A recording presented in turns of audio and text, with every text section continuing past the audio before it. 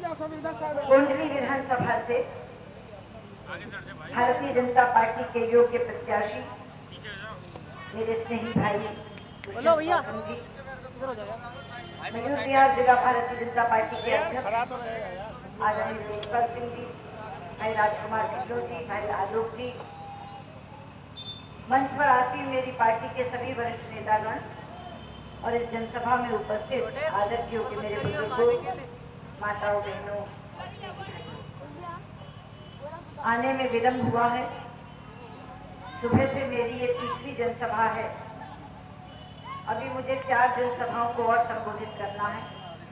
यहाँ से पटपड़गंज जाऊंगी, उसके बाद शाहदरा, गांधीनगर और लक्ष्मीनगर। इसलिए बहुत लंबी बात तो आपसे नहीं कर पाऊंगी, लेकिन मोटी मोटी बातें जरूर करना चाहती हूँ। सबसे पहले तो मैं आपको ये बताना चाहती हूँ कि दुष्यंत जी गौतम को सबसे पहले मेरे अपने संसदीय क्षेत्र में एक कॉर्पोरेटर के रूप में मैंने देखा था, और उसके बाद से वो रिश्ता राजनीतिक नहीं रहा, पारिवारिक। अपने समय में स्वयं टिकट देकर जिताया था और बहुत संभ्रांत क्षेत्र था वो, जहाँ से जीते थे। लेकिन आज भी लोग याद करते हैं कि इन जैसा पार्षद उनको दोबारा नहीं मिला। इसलिए मैं आपसे कहना चाहती हूँ कि पिछली बार आप चूक गए थे, तो गोंडली से ही चुनाव लड़े थे, शायद नए थे आपके लिए, इसलिए आप चूक गए थे। इस बार आप चूकना मत, बल्कि मेरा पुराना उधार चुकता कर देना।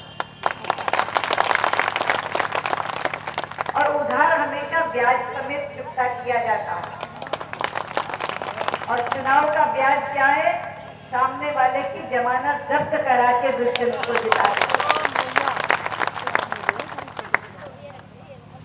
मन को दिल्ली वालों ने बना दिया।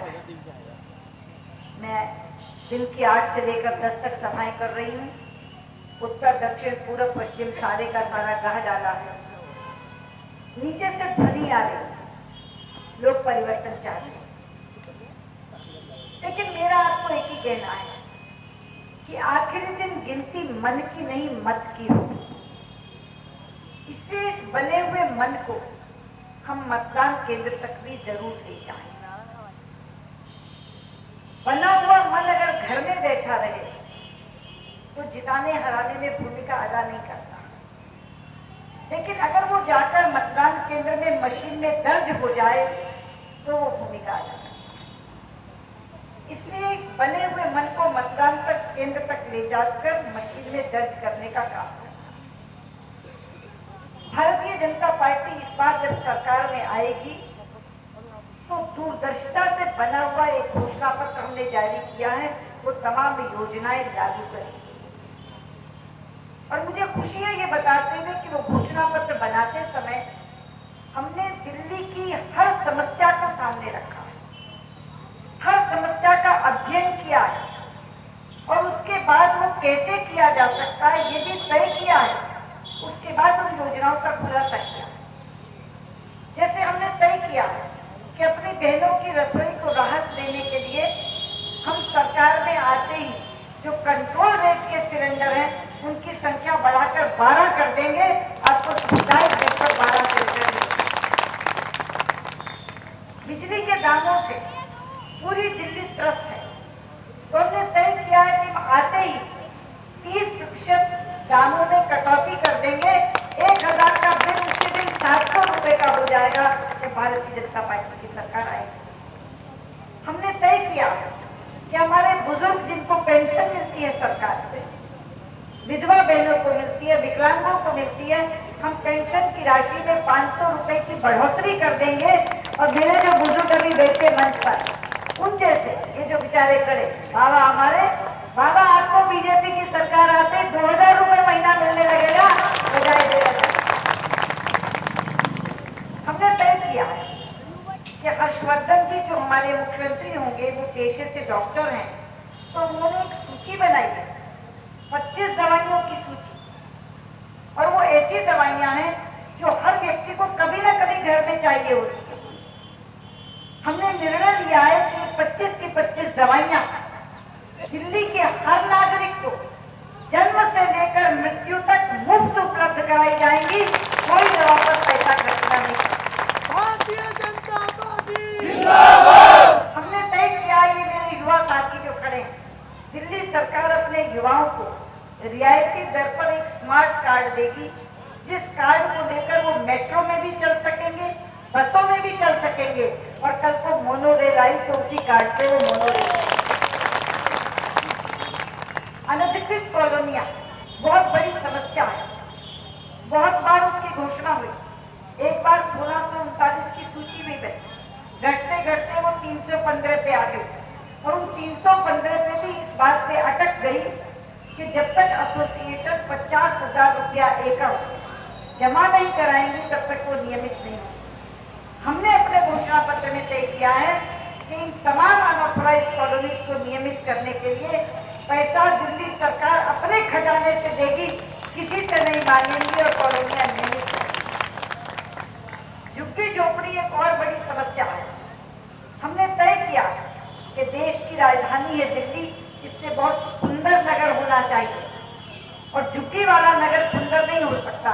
तो हमने नई योजना बनाई है, अटल जन पुनर्वास योजना, जिसके तहत जहां झुग्गी वहीं मकान, ये बना करके हम लोग झुग्गियों को मकानों में परिवर्तित करते हैं। मैंने कहा था सुंदर नगरी भी होनी चाहिए और सुरक्षित नगरी भी होनी चाहिए। आज सबसे असुरक्षित नगरी का नाम है दिल्ली।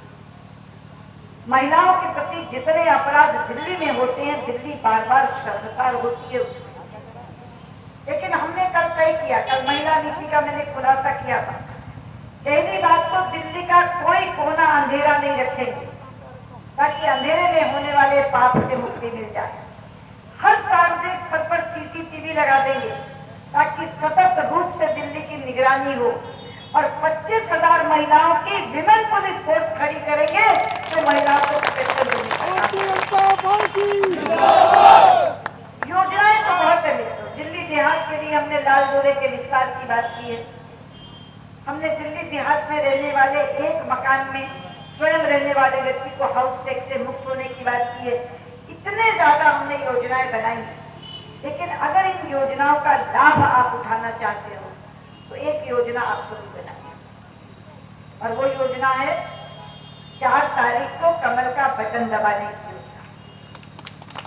अगर आप 4 तारीख को कमल का बटन दबाकर भाई दुष्यंत को यहाँ से जिताकर भेजते हो, तो दिल्ली में बीजेपी की सरकार बनेगी, डॉक्टर हर्षवर्धन मुख्यमंत्री बनेंगे, और उसके बाद ये तमाम योजनाओं का लाभ दिल्ली वालों को मिलना शुरू हो जाएगा।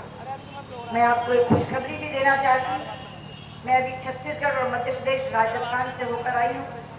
छत्तीसगढ़ और मध्य प्रदेश में मतदान हो चुका है, और वहाँ की मतदान की रिपोर्टिंग के आधार पर बता रही हूँ, तीसरी बार भारतीय जनता पार्टी की सरकार इन दोनों जगह बनी है। और राजस्थान में भी भयंकर कांग्रेस विरोध की हवा चल रही है। वहां वसुंधरा जी के नेतृत्व में भाजपा की सरकार बना रहे हैं। 4 दिसंबर को चौथा राज्य है दिल्ली, एक विजय माला गुथ रही है, जिसमें कमल पे कमल पिरोए जा रहे हैं। मध्य प्रदेश अपना कमल पिरोएगा, राजस्थान अपना कमल पिरोएगा, छत्तीसगढ़ अपना कमल पिरोएगा। दिल्ली वालों, इस माला को टूटने मत देना। आखिरी कमल आप ही 4 दिसंबर को पिरोगे, क्योंकि देश का रास्ता दिल्ली से होकर जाता है। इसलिए इस बार भाजपा आई। जब मैं प्रवेश कर रही थी सभा में, तो आलोक जी अनुभव और रफ्तार की बात कर रहे थे, जो इनका नारा है। कांग्रेस वालों ने नारा दिया है, अनुभव है, रफ्तार है, कांग्रेस फिर इस बार है।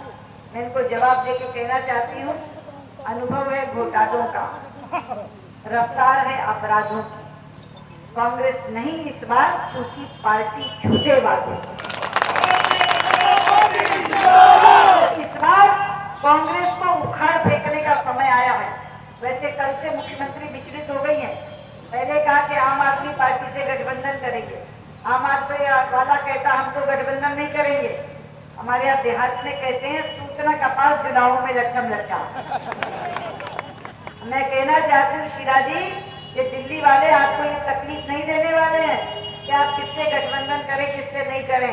इस बार दिल्ली में कांग्रेस का सुपड़ा साफ होगा और स्पष्ट भाजपा की सरकार बनेगी और दुष्यंत भाई यहाँ कौंडवी के कमल के रूप में उस विधायिका में बेचेंगे।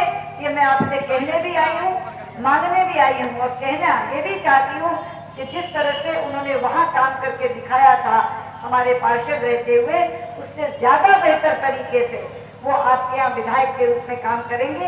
अनुसूचित मोर्चे के राष्ट्रीय अध्यक्ष के नाते बहुत ही बढ़िया संगठन कौशल का नेतृत्व उन्होंने दिखाया है और उसी तरह से वो एक अच्छे विधायक होकर के भी आपकी सेवा करेंगे, ये गारंटी देते हुए मैं आपसे उनके लिए वोट चाहती हूँ। बहुत बहुत धन्यवाद।